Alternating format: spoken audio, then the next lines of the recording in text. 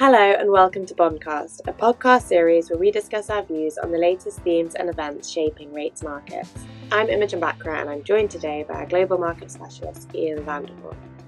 Okay, so we recorded the podcast last week and I probably started by saying that sentiment felt very optimistic for a deal, and we're recording this now a week later where that sentiment has turned quite quickly.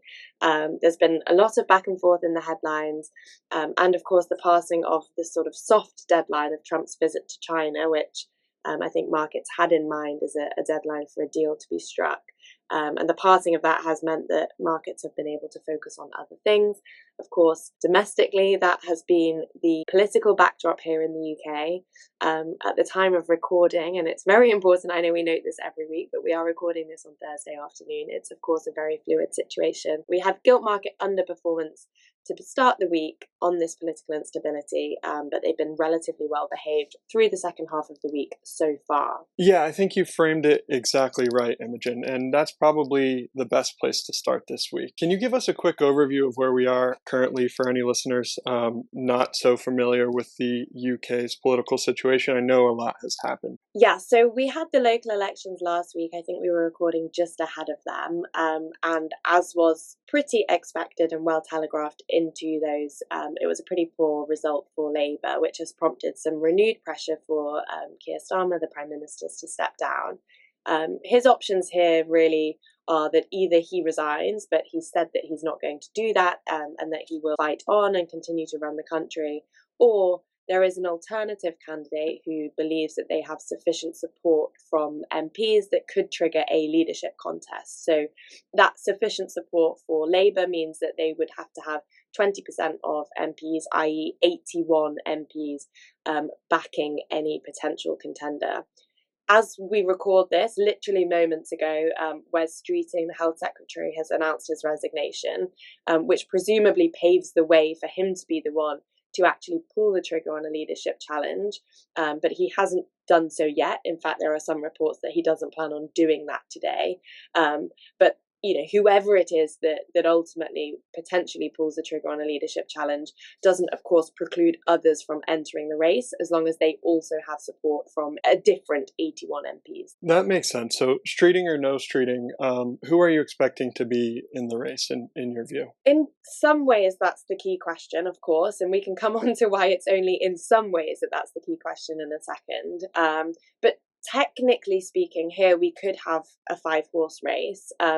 Keir Starmer doesn't need any kind of signatories or any backing from the MPs to stand as the incumbent, and anyone else just needs the support of 81 MPs, and there's 403 Labour MPs. So that means that in theory there could be 5 candidates if we include Keir Starmer in that.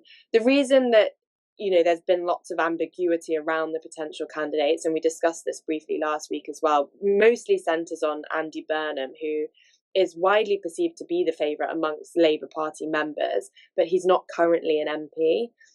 In fact, his efforts to become an MP and stand in a by-election earlier this year were blocked by the NEC a couple of months ago. So it's still possible that he could become an MP. That would require the NEC to design a kind of leadership contest timeline such that it would give him time to stand in a by-election should a seat come available, and a seat would likely come available by someone stepping down for him to win that by-election and then be eligible to stand. But of course there remains big question marks around that process. But it feels to me that that's the most likely path that this takes, given how popular he is viewed to be. I think it makes sense, if you're going to have a leadership contest, that you should include one of the likely front runners. And the other most likely candidate that's talked about a lot to be in the running is Angela Rayner. Now, we talked about this last week as well, but previously it was considered that a leadership challenge couldn't happen imminently, both because of the hurdles that Andy Burnham would face, but also because of Angela Rayner having the sort of tax investigation by HMRC hanging over her. Whereas, again, this morning, the news is that reportedly she has been cleared of any wrongdoing by HMRC. So that hurdle has been removed. So it feels to me like this is one of the risks that the market is a little bit complacent about. Like, I think the market feels that, there's a sense that if streeting were to trigger a challenge soon, that wouldn't allow sufficient time for Burnham to become an MP, and therefore it would just be a two-horse race between Starmer and streeting. But I think that's a bit of a flawed rhetoric, and it's quite likely that this race could include Burnham and Rayner as well.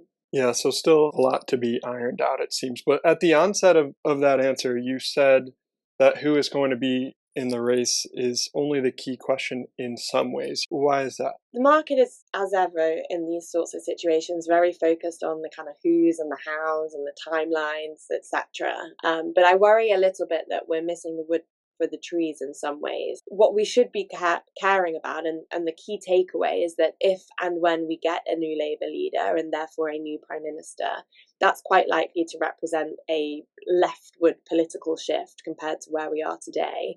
And particularly in an environment where Labour is polling as low as it is, relatively speaking, compared to how well it's done over the last couple of years. And it's losing that support to the left rather than to the right of the political spectrum. I think it means that any incoming leader is likely to want to shore up support from its base. And it will do that principally by spending more.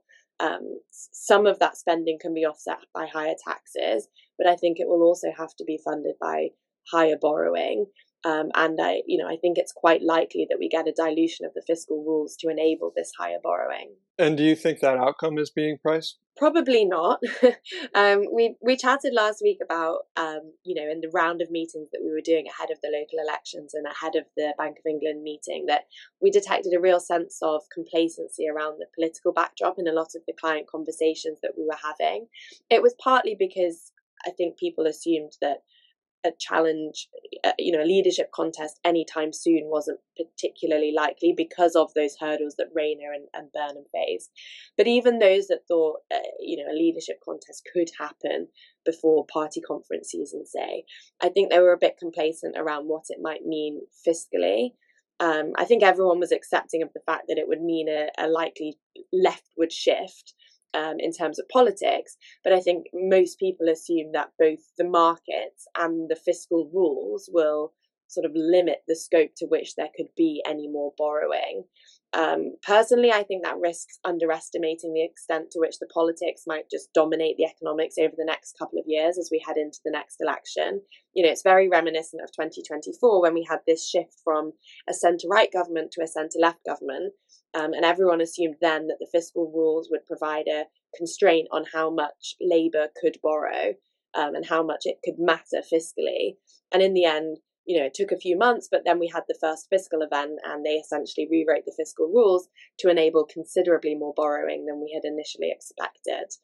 So it's not to say that we're thinking that this is going to be a Truss 2.0 moment. Indeed, with yields as high as they are, I think that could actually prove to be a bit of a restraint, especially in that first budget, compared to what a new leader might otherwise have announced. But I think it's very likely that we get fiscal slippage in the coming years, especially versus the OBR's projections of essentially fiscal tightening, which are based on optimistic assumptions around improvements in productivity and spending cuts, which are unlikely to be delivered ahead of the next election. So, I think everyone's accepting of a shift to the left, but perhaps is less, or the market's not fully pricing in that there is likely to be more borrowing, I think. The other point that I think is really worth remembering from a market's perspective is that throughout a potential leadership campaign, any candidate is appealing to the party, not the public, not the bond market. They are trying to gain the vote of party members. And that's quite an important distinction because I think it implies that there could be some quite market unfriendly rhetoric on borrowing and on spending to come over the next couple of weeks and months should we get a leadership challenge. Absolutely. And then, as we usually do, sort of mark to mark these sorts of developments against the forecast. But how are you thinking about all of this then in the context of your 5% 10-year gilt target? Because as I look today, we're sort of there, already. We're sort of there right now. Yeah, so we came into the year quite bearish on the sort of political fiscal backdrop, which I'm sure won't surprise many regular listeners. and it's not been a view that many clients, I would say, have had much sympathy with, and partly that's because there's been so much else going on globally this year, which is completely fair enough. But that 4.8% was driven by an assessment we felt of, domestic political risks rising potentially around the time of the May elections, and a shift to the left and more borrowing and more spending, etc. It wasn't, of course, to do with the potential for a war in the Middle East and the impact that that might have on inflation and the Bank of England's reaction function. But as that happened, we then sort of updated our yield forecast to 5%. But in this scenario, with a likely leadership challenge, I actually wouldn't be surprised to see yields get to 5.25 if in the coming weeks, if and when a leadership challenge does formally get underway. And I think this political backdrop just serves to highlight the kind of broader structural problems underpinning gilt market. The UK is not viewed as having particularly stable institutions. We don't have we've not had any prime minister serve a full term since David Cameron. That's been my fun fact of the week, and I don't know if that says more about me as a person that I think that's a fun fact or something else. But it's been he last served a full term in 2015, and since then we've had. I think this will be our 6th different prime minister. We were calculating on the desk this morning that since 2000, I think we're only one prime minister behind Italy in the number that we've had, which, I think is a reflection of the political volatility that we've had over the last couple of years, or more than a couple of years, I should say. Anyway, that was a bit of a rant, but we've had no prime minister serve a full term since 2015. There's not a lot of confidence in the Bank of England to meet the 2% target over the medium term. There's, a lack of the usual buyers, or a lack of price insensitive buyers, and when your marginal buyers are a typically more nervous investor base around political risks, I think that's a problem. So it's not that I think gilts look especially rich here. It's not that I think yields need to rise to significantly higher levels, but I guess my point is that I think there are upside risks, and we are relatively close to a fair value that would reflect the underlying structural problems in the UK market.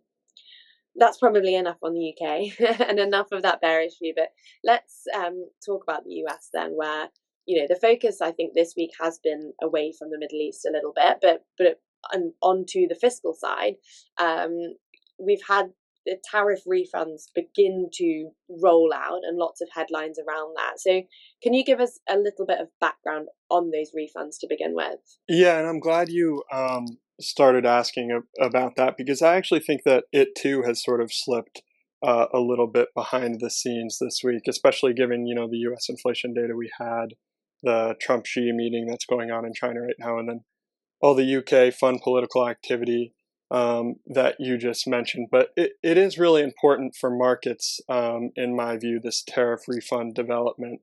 Because as we know, President Trump's IEEPA, the IEEPA tariffs, those were struck down by the Supreme Court back in February. Those were largely the tariffs that were used during the last year's April Liberation Day announcement. But they were deemed illegal by the Supreme Court in February, and then a lower court, the Court of International Trade, sort of shored up the ruling by saying that since these IEEPA tariffs were illegally collected, they would need to be refunded. And the amount collected using the IEEPA measure is somewhere in the neighborhood of $166 billion, which companies who pay them, they're now eligible to get that back. So it's all being administered via a refund application system, which is being overseen by the Customs and Border Patrol agency. I initially had thought that this would be a really sort of onerous process, that the government and the customs agency would sort of drag their feet as much as possible to get this up and running. But, the system is actually now set up already, and the first wave of applications are even already accepted, and there's as much as $35 billion already approved to start going out. And in fact, there's already been some reports for some smaller companies already seeing partial refunds hit their bank accounts. So it's pretty meaningful from the fiscal standpoint because these refunds, they are direct withdrawals from the Treasury. It's money that they already received and it's money going out. So it's deficit additive. And I think the important part is, what is the timeline going to be for this entire 160 plus billion dollars to go out the door? Because that, of course, would impact our issuance and funding assumptions. The answer to that question, it's still really unclear. It could take, potentially a year or more for the full amount to be refunded. But I would just note that the fact that, about 20% or 35 billion of these tariffs already being earmarked to go out ahead of schedule makes me think that this could be a lot more of an efficient process, perhaps than I initially expected. And it's worth saying that President Trump, you'll see a tweet from him every now and then saying that these refunds, shouldn't be happening at all. But the reality is that Customs doesn't seem to be putting up any roadblocks to them or slow playing at all. And in fact, like I said, some of these refunds are already going out the door. And the second component of this, which is equally as important, is that because the IEEPA tariffs, are illegal, they haven't yet been fully replaced by the administration. The administration back in February did use another statute to put a 10% baseline tariff in place, which has been in place since then, and tariffs have been coming in the door. But they've been collecting about 30% less, which is about, call it $8 billion per month less. So they're seeing fewer revenues in addition to potentially needing to be paying out, the IEEPA refunds as mentioned. And then, to add on to all of this, the Court of International Trade, the lower court, which sort of shored up the refund process for IEEPA, also last week said that this 10% baseline tariff, which is being, put in place using what's called Section 122, is itself also illegal.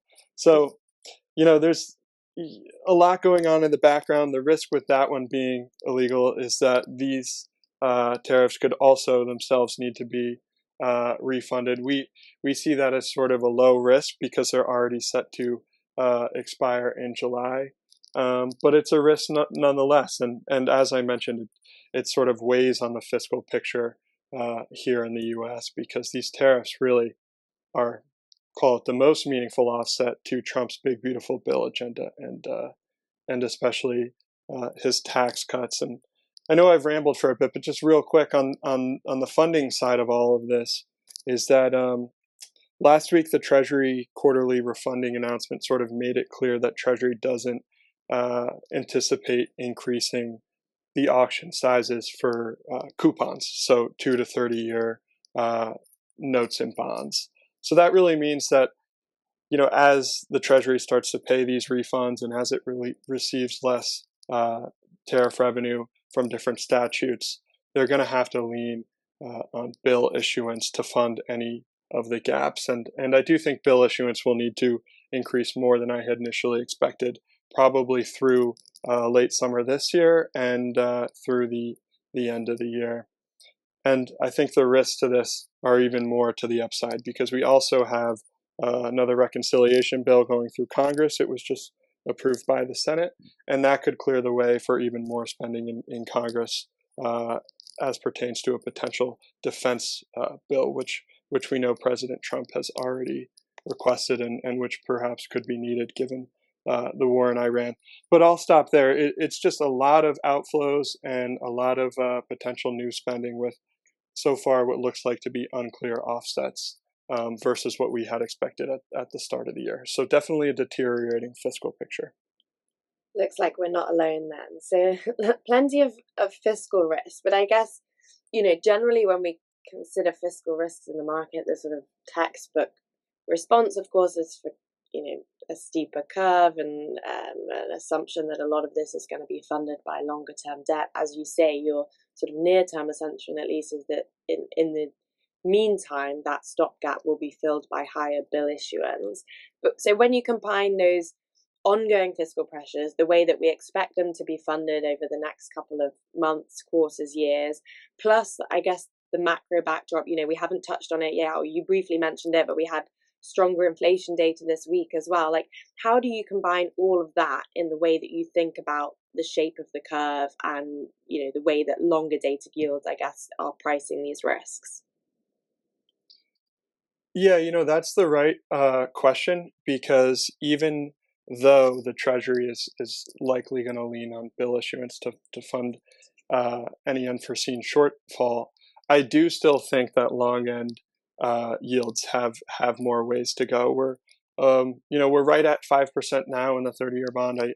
I think that has a little bit more ways to go. And I mentioned it, you double mentioned it, but the inflation data this week didn't help that picture at all. The inflation beat across CPI. It was clearly driven by the energy shock. We saw that at the headline level.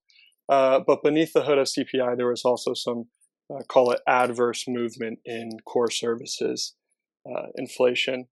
A lot of that was due to a bit of a quirk with the housing data. The housing data, parts of it are collected on a 6-month lag, and the U.S. government was shut down in October, so that is being captured now. So a little bit of an upside quirk, I'll call it. But super core inflation, a lot of people look at that, including the Fed, which is core services, excluding housing, that also moved higher. So the inflation data this week really speaks to sort of the tiered price shocks that we've seen, first with tariffs, now with energy, perhaps becoming a little bit more persistent, and to use a word from the Fed, perhaps a little bit less transitory.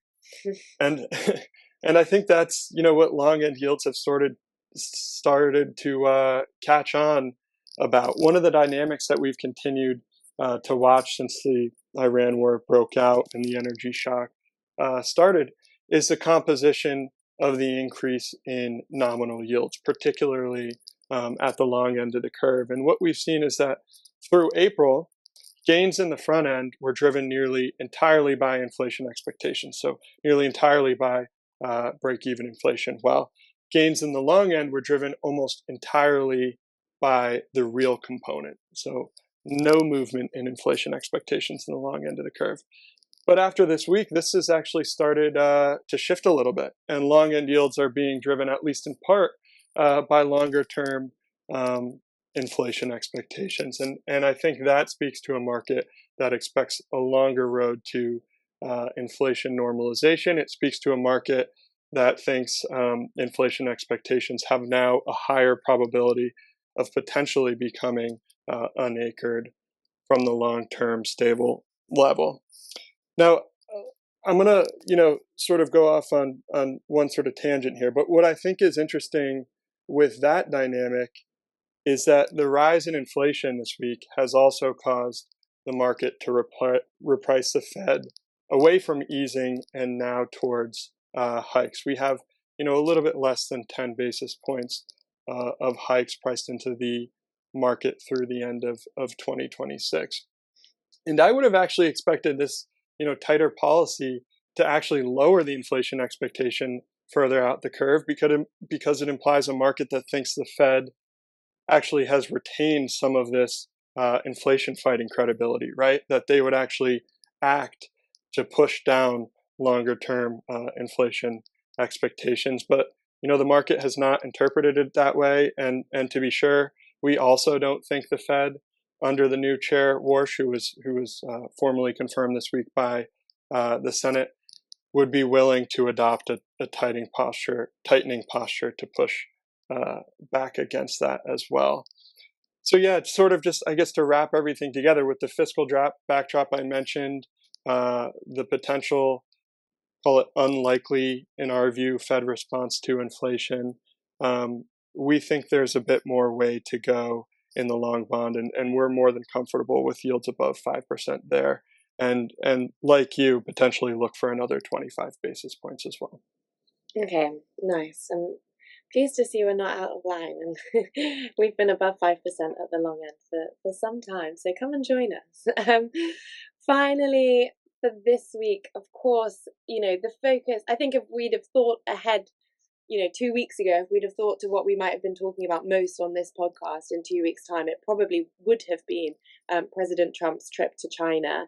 I think I mentioned it at the beginning of the podcast, but markets were viewing that as a sort of soft deadline for a deal in the Middle East. There was a real perception that he would want to go to Beijing claiming victory, and that would kind of put him on firm footing, I suppose, for negotiations with China.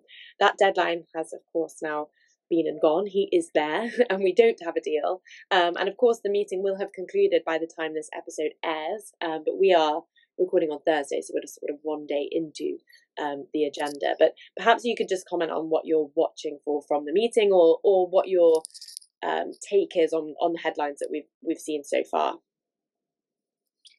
Yeah, I think you're right, and I think markets perhaps using the meeting as that sort of deadline could be the most significant, or could have been the most significant, at least in the near term, market impact from the meeting, because I'm just not sure we're going to get anything especially earth-shattering for markets from this meeting, over the next couple days, other than the sign that the summit itself is just, a good signal of cooling relations between the U.S. and China, and could bring things like an extension of the trade truce, which, on the surface likely lower the trade risks around things like tariffs and export controls and those sort of things.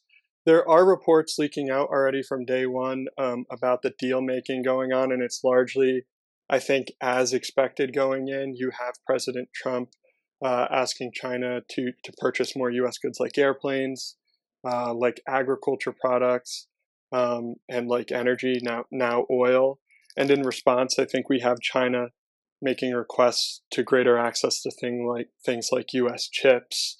In response, they could potentially open up U.S. access to rare earth minerals. So these are all sort of expected, negotiations, I think, that are happening.